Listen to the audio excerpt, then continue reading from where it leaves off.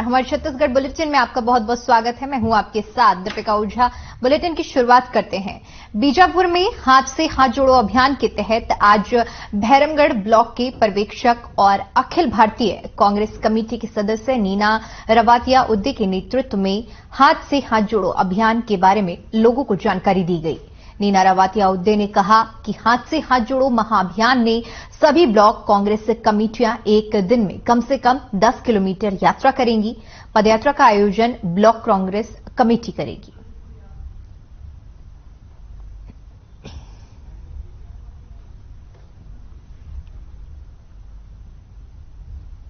बताते चले कि भैरमगढ़ ब्लॉक में हाथ से हाथ जोड़ो महाअभियान की शुरुआत की गई और जहां पर नीना रवातिया उद्दे ने इस पूरे महाअभियान की जानकारी दी। भैरमगढ़ ब्लॉक से इस यात्रा की शुरुआत हुई है।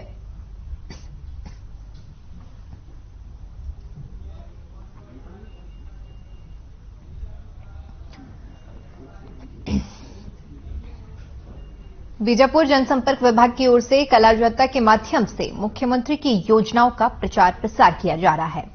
मां शारदा लोक कला मंच के अध्यक्ष मीनेश महीनी ग्राह की तरफ से योजनाओं का प्रचार प्रसार किया जा रहा है। योजनाओं का नाम छत्तीसगढ़ के 4 चिन्हारी नरवा, गरवा, गुरुआ, बड़ी और भी मुख्यमंत्री की योजनाओं को बताया जा रहा है। गांव के लोगों को और आसपास के पड़ोसी गांव वाले भी जमा होकर इन योजनाओं को समझ रहे हैं। नाटक के माध्यम और नाच गाकर योजनाओं को ग्रामीणों को समझाया जा रहा है। बता दें कि जनसंपर्क विभाग के अधिकारी दिनेश नीताम के नेतृत्व में यह प्रचार प्रसार किया जा रहा है। तो बीजापुर की यह तस्वीरें हैं जहां पर जनसंपर्क विभाग की ओर से प्रचार प्रसार अभियान चलाया जा रहा है। नाच और नुक्कड़ नाटक के माध्यम से लोगों तक योजनाएं पहुंचाई जा रही हैं। ग्रामीणों को हर एक योजनाओं के बारे में बताया जा रहा है।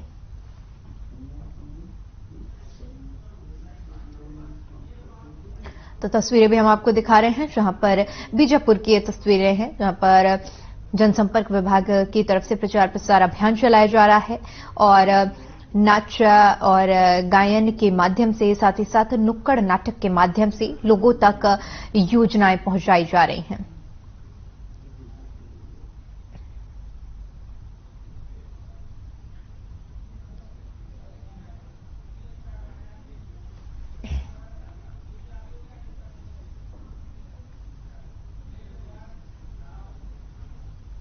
उधर धर्मजयगढ़ के एसडीएम कार्यालय में पदरत एक बाबू की कार्यप्रणाली से तंग आकर आज तहसील अधिवक्ता संघ के अधिवक्ताओं ने एसडीएम कार्यालय के सामने धरना प्रदर्शन शुरू कर दिया और जमकर नारेबाजी करते हुए उससे हटाने की मांग की। आपको बता दें कि धर्मजयगढ़ एसडीएम कार्यालय में पदस्थ बाबू राजकुमारा सिदार के द्वारा अधिवक्ताओं के साथ हमेशा से ही दुर्व्यवहार किया जाता है, जिसे लेकर कुछ दिनों पहले भी सभी अधिवक्ताओं की ओर से बाबू को हटाने की मांग की गई है। तो बताते चले कि बाबू के दुर्व्यवहार से तंग आकर अधिवक्ताओं ने एसडीएम कार्यालय पर बाबू को हटाने की मांग की है। लंबे समय से ये आरोप लगाए जा रहे हैं कि ये जो बाबू एसडीएम कार्यालय में तैनात है ये अधिवक्ताओं के साथ दुर्व्यवहार करता है और जिसके दुर्व्यवहार से तंग आकर अधिवक्ताओं ने एसडीएम कार्यालय का घेराव किया है।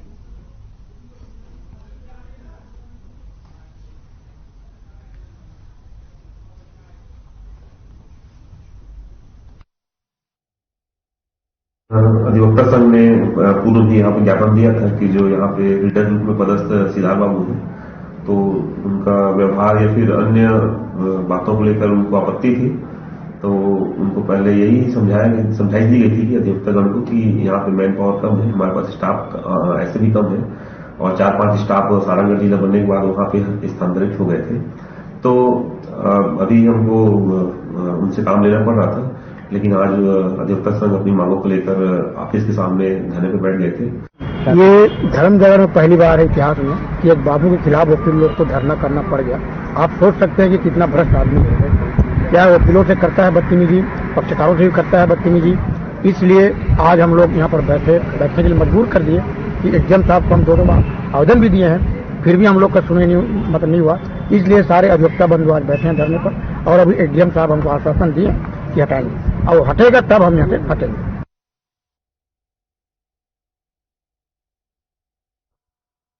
चलिए खबरों में आगे बढ़ते हैं और बात करते हैं कोरिया की, जहां पर पति की राजनीति छोड़ने की अपील के फेसबुक पोस्ट के बाद संसदीय सचिव अंबिका सहदेव का बयान सामने आया है। उन्होंने कहा कि वे राजनीति से इस्तीफा नहीं दे रही हैं। साथ ही उन्होंने कहा कि जो जिम्मेदारी उन्हें बैकुंठपुर विधानसभा की जनता ने दी है वो उसको पूरा निर्वहन करेंगी। साथ ही उन्होंने कहा कि उनके पति का पोस्ट पूर्व मंत्री की ओर से किए गए पीड़ा का ही रिएक्शन है और उनका परिवार पूर्व मंत्री के शब्दों से परेशान है। तो संसदीय सचिव ने बयान दिया है, उसमें उन्होंने कहा है कि राजनीति से इस्तीफा नहीं दे रही हूं, अपनी जिम्मेदारी का निर्वहन करूंगी। साथ ही साथ आपको हम तस्वीरें भी दिखा रहे हैं जहां पर फेसबुक पोस्ट किया गया था और जिस पर प्रतिक्रिया देते हुए उन्होंने ये बयान दिया है।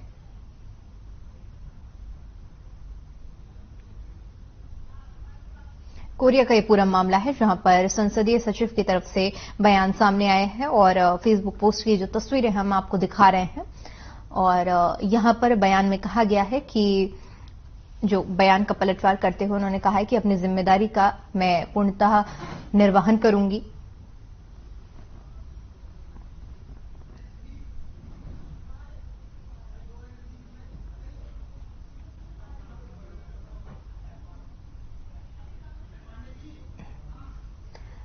तो फेसबुक पोस्ट हम दिखा रहे हैं जिसमें राजनीति छोड़ देने और इस्तीफे की बात कही गई है, लेकिन इस पर जो प्रतिक्रिया सामने आई है उसमें संसदीय सचिव की तरफ से कहा गया है कि मैं अपनी जिम्मेदारी का निर्वहन करूंगी और राजनीति नहीं छोड़ रही हूं, ऐसा कहा गया है।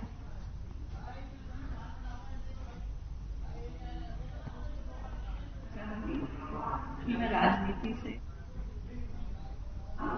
नहीं ले रही हूं और मैं यही हूं, आप सबकी पूरे बैकुंठपुर विधानसभा की जनप्रतिनिधि हूं और जो जिम्मेदारी लोगों ने मुझे दी है और जो मैं बीड़ा उठाई हूं बैकुंठपुर के भविष्य के लिए, जो सपने देखे हैं हम सब ने मिलके उसको पूरा करने के लिए यहाँ पे मैं हूं और रहूंगी। बिल्कुल सही बात है, ये जो पोस्ट आया है ये उस पीड़ा का ही रिएक्शन है, क्योंकि इस तरह राजनीति का भी एक स्तर होता है। सालों से हम भी राजनीति देख रहे हैं। शक्ति जिले में आज सुबह 4 बजे जंगली हाथियों का एक झुंड खरसिया वन परिक्षेत्र की तरफ से शक्ति नगर में घुस आया। जंगली हाथियों के इस झुंड में लगभग 12 हाथी हैं। जंगली हाथियों का यह झुंड पालगड़ा पहाड़ की ओर से स्टेशन रोड नाका चौक पहुंचा और बिजली ऑफिस के अंदर घुसकर ऑफिस की बाउंड्री वॉल को तोड़ दिया। उसके बाद पीछे खेतों की ओर से हरेड़ी होते हुए भालू डेरा में अपना डेरा डाल दिया। सूचना मिलते ही वन विभाग की टीम मौके पर पहुंची और हाथियों के झुंड को खदेड़ने में लगी हुई। रिहायशी इलाके में हाथियों के आने से हड़कंप मच गया। बताते चले कि आसपास के ग्रामीण क्षेत्रों में दहशत का माहौल भी देखने को मिल रहा है। वहीं वन विभाग ने ग्रामीणों से हाथी के झुंड से दूर रहने की अपील की है।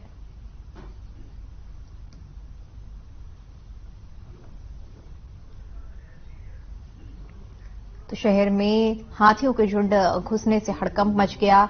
बताते चले कि रिहायशी इलाकों में हाथियों के झुंड की सूचना मिलते ही डर का माहौल बना हुआ है। वहीं जैसे ही इस मामले की सूचना पुलिस और वन विभाग को टीम को मिली तो वन विभाग की टीम मौके पर पहुंची और सभी हाथियों को खदेड़कर उन्हें पकड़ने की पूरी कोशिश की जा रही है। शक्ति जिले का ये पूरा मामला है जहां पर लोगों से अपील की गई है कि सभी अपने अपने इलाकों में रहें और इन हाथियों के झुंड से बचकर रहें।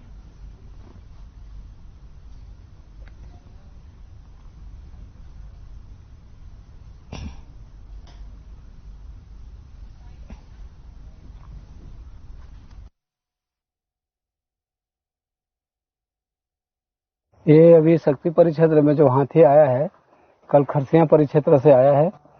कल करीबन 9 बजे हम लोगों को शक्ति में खबर लग गया था। हम पूरे शक्ति के स्टाफ पलगड़ा से ही हाथियों का पीछा करते हुए रात भर उसके माने जिस जिस जगह मूवमेंट कर रहे थे पीछे पीछे में जा रहे थे और रात में ही करीबन लगभग सुबह 5 बजे ये शक्ति क्रॉस करते हुए आके ये लौसरा परसदा के पास ये निजी बाड़ी और किसानों के खेत में रुका है और जैसे ही शाम होगा तो उसके 5 बजे तक यहाँ से जाने की उम्मीद है और हमारे पूरे स्टाफ लगे हुए हैं, हाथी पर पूरा नियंत्रण रखे हुए हैं। गांव के लोगों को समझाइश दिया जा रहा है कि कोई घर से बाहर ना निकले और कोई किसी प्रकार के कोई हाथियों को छेड़ाछाड़ी न करे। हमारे स्टाफ पूरे लगे हुए हैं। रुक करते हैं अगली खबर का, जो कि सरगुजा से है, जहां सीतापुर ग्राम पंचायत देवगढ़ में बीजेपी कार्यकर्ताओं की ओर से मोर आवास मोर अधिकार योजना के तहत ग्रामीणों से ग्राम पंचायत देवगढ़ में मुनादी कराई गई। बता दें कि प्रदेश में होने वाले विधानसभा चुनाव की तैयारियों में बीजेपी पूरी तरह से जुट गई है। इसी कड़ी में आवास के लिए लोगों से फॉर्म भरवाकर जमा कराया जा रहा है। वहीं जब ग्रामीणों से पूछा गया कि कब तक आवास मिलेगा तो ग्रामीणों के पास इसका कोई जवाब नहीं रहा। तो मोर आवास मोर योजना के तहत फॉर्म भराए जा रहे हैं और सरगुजा का ये पूरा मामला है, जहां पर सीतापुर ग्राम पंचायत देवगढ़ में बीजेपी कार्यकर्ताओं की ओर से मोर आवास मोर अधिकार योजना के तहत ग्रामीणों से ग्राम पंचायत देवगढ़ में मुनादी कराई गई और साथ ही साथ प्रदेश में होने वाले विधानसभा चुनाव की तैयारियों में बीजेपी पूरी तरह से जुटी हुई नजर आ रही है।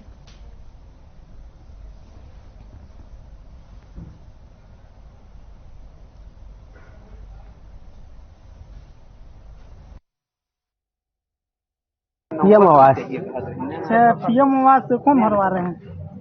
अरे भाई कार्यकर्ता मन भरवाते बीजेपी वाला मन। अच्छा, तो एवं का कही ना कब तक तुम्हारा ये आवास मिल जाएगी? नहीं तो बता ही नहीं हमने। यहाँ पीएम आवास के लिए फॉर्म भरा रहा था, इसीलिए। भरवा रहे थे? भाजपा पार्टी वाले।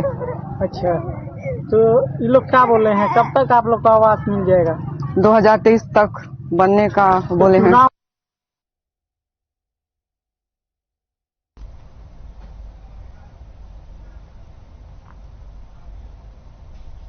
चलिए खबरों में आगे बढ़ते हैं और बात करते हैं चांदवाड़ की, जहां पर शिवरे गांव में एक महिला के पति ने आत्महत्या कर ली।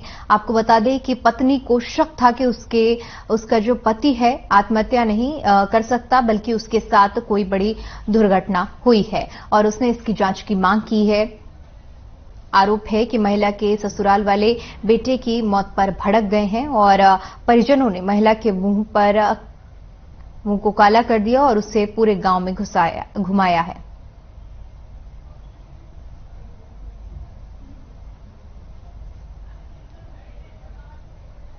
तो चांदवाड़ का ये पूरा मामला है, जहां पर पति की मौत के बाद ससुराल वालों ने अपनी ही बहू के मुंह पर कालिक पोतकर उसे पूरे गांव में घुमाया है। तस्वीरें हम आपको दिखा रहे हैं जहां पर महिला के मुंह पे कालिक पोती गई है और इस दौरान उसे पूरे गांव में घुमाया जा रहा है। महिला का कहना है कि उसका पति आत्महत्या नहीं कर सकता है, इसके पीछे कोई बड़ी साजिश है।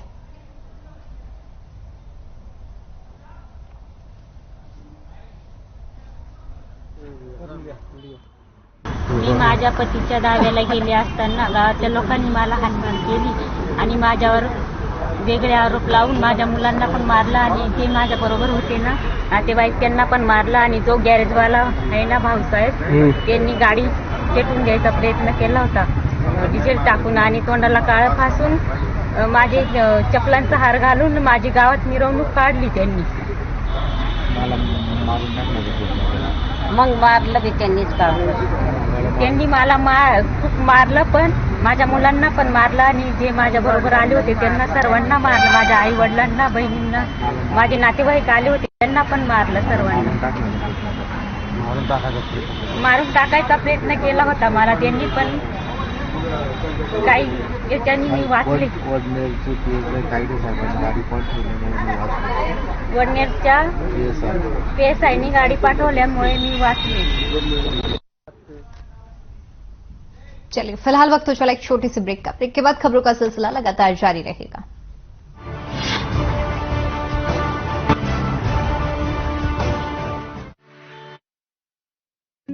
Hey mom, hey, look, I can download a song really fast. I can make dosas fast.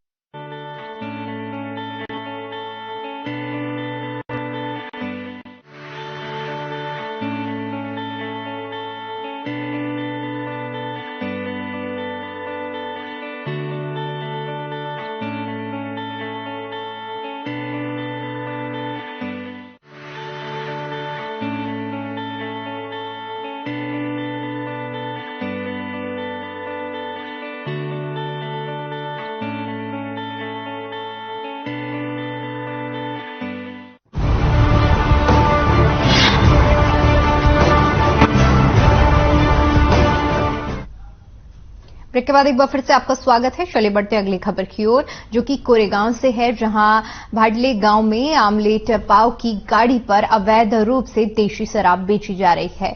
आदमी को महिलाओं ने जमकर पीटा और शराब की सभी बोतलें तोड़ दी, लेकिन पुलिस थाने में इस घटना की कोई सूचना नहीं दी गई। बता दें कि एक व्यक्ति अवैध रूप से देसी शराब बेच रहा था, जिससे शराबियों का जमावड़ा लग रहा था, जिससे महिलाओं को परेशानी का सामना करना पड़ रहा था,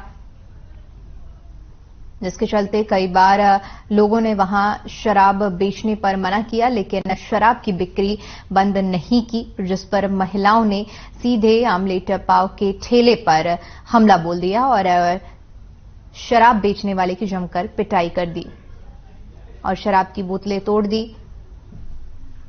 इसके भयभीत अवैध शराब विक्रेता ने कहा कि अब शराब नहीं बेचेंगे, जिसका वीडियो सोशल मीडिया पर वायरल हो रहा है।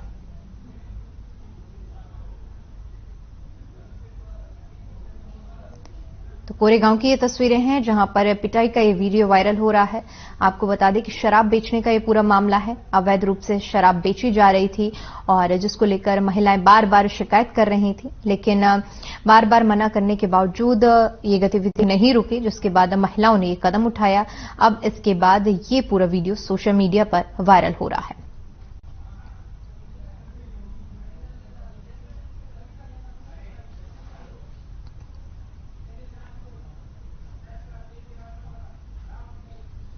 चलिए खबरों में आगे बढ़ते हैं और बात करते हैं बिलासपुर की, जहां डायबिटीज को लेकर जन जागरूकता फैलाने के उद्देश्य से 2 दिवसीय कार्यशाला का आयोजन किया गया। आपको बता दें, पूरे हिंदुस्तान से करीब 350 एमडी डॉक्टर यहां आकर कार्यक्रम में हिस्सा लेंगे और अपने अनुभव के साथ ही मधुमेह को नियंत्रण करने की आवश्यक जानकारी देंगे।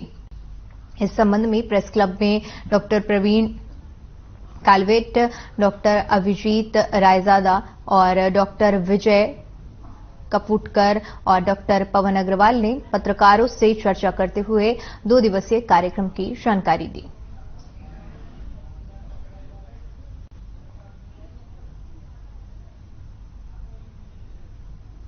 तो बिलासपुर में डायबिटीज को लेकर जागरूकता कार्यक्रम का आयोजन किया जा रहा है, जिसमें 2 दिवसीय कार्यशाला का आयोजन होगा, जहां पर दूर दराज से जो एमडी और डॉक्टर इस कार्यक्रम में हिस्सा लेने के लिए शिरकत करेंगे। लोगों को डायबिटीज यानी कि मधुमेह के प्रति जागरूक किया जाएगा, किस तरह की सावधानी बरतनी चाहिए और अगर मधुमेह हो जाता है तो किस तरह से बचाव करना चाहिए, इन सब चीजों की जानकारी इस कार्यक्रम में दी जाएगी।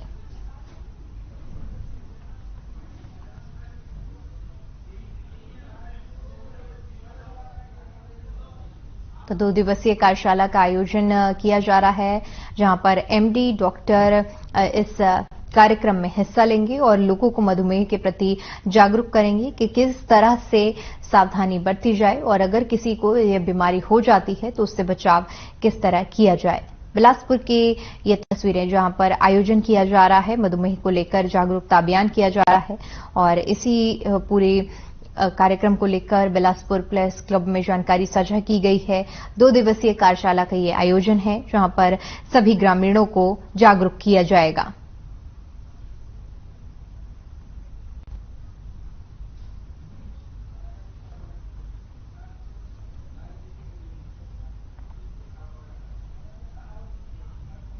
उधर मुख्यमंत्री दाई दीदी मोबाइल क्लिनिकों के माध्यम से अब तक करीब 1812 कैंप लगाए जा चुके हैं। दाई दीदी क्लिनिक के माध्यम से रायपुर, बिलासपुर और भिलाई नगर निगम क्षेत्र के स्लम बस्तियों में रहने वाले 1,42,582 महिलाओं एवं बच्चियों का उनका एक घर के पास ही दाई दीदी क्लिनिक कैंप के माध्यम से इलाज किया जा रहा है। गौरतलब है कि छत्तीसगढ़ शासन के नगरीय प्रशासन और विकास विभाग की ओर से मुख्यमंत्री दाई दीदी क्लिनिक योजना संचालित है और योजना के तहत दाई दीदी क्लिनिक की मोबाइल मेडिकल यूनिट के वाहन में महिला चिकित्सकों और महिला स्टाफ की टीम पहुंचती है और साथ ही साथ जरूरतमंद महिलाओं और बच्चियों की विभिन्न बीमारी का निःशुल्क इलाज किया जाता है।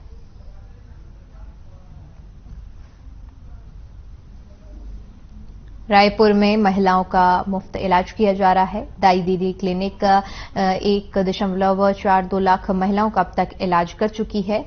वहीं आपको बताते चले कि दाई दीदी मोबाइल क्लिनिक अलग अलग क्षेत्रों में जाती है और जहां पर महिलाओं और बेटियों को जो दिक्कत होती है उसका मुफ्त इलाज किया जाता है।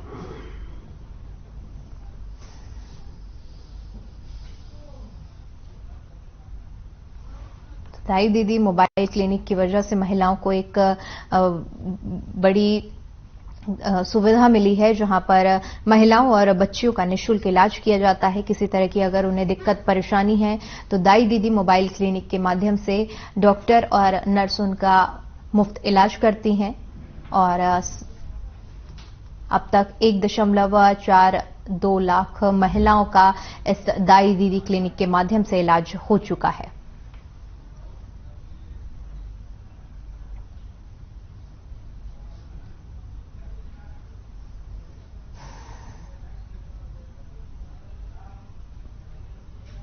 उधर सिरगिट्टी में एकता कप क्रिकेट प्रतियोगिता के शुभारंभ में बिल्हा विधायक धर्मलाल कौशिक बतौर मुख्य अतिथि के साथ ही जिला पंचायत सभापति अंकित गौराहा ने वरिष्ठ अतिथि के रूप में कार्यक्रम में शिरकत की। बता दें कि सादगी भरे कार्यक्रम के दौरान अतिथियों ने विधि विधान से पूजा अर्चना कर रिबन काटकर क्रिकेट प्रतियोगिता का शुभारंभ किया।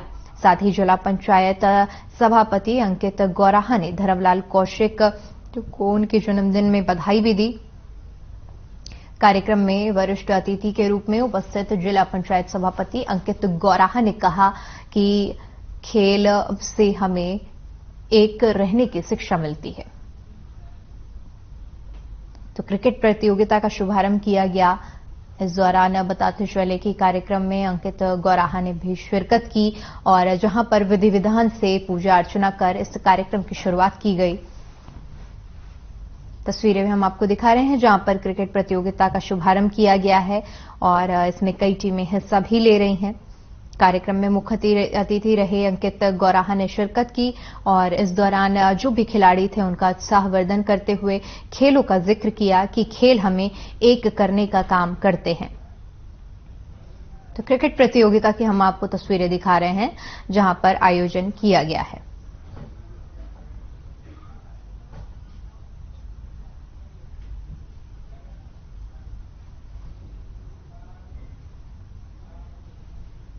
चलिए फिलहाल के लिए इस बुलेटिन में इतना ही। देश और दुनिया की तमाम बड़ी खबरों के लिए बने रहिए हमारे साथ। नमस्कार।